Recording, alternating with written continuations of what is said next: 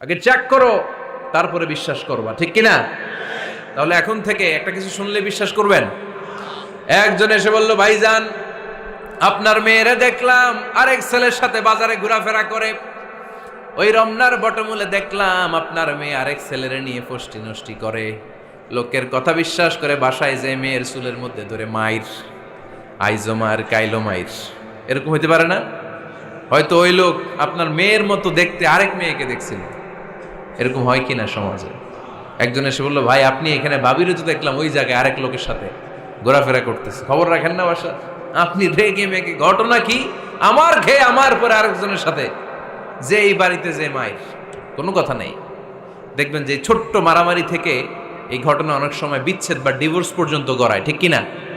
ওই যে শোনা কথায় কান দিচ্ছেন, ফাতাবাইয়ুন, আপনি চেক করেন নাই। হয়তো আপনার স্ত্রীর মতো দেখতে বা আপনার স্ত্রী যে জামা পরে, যে পোশাক পরে, এরকম পোশাক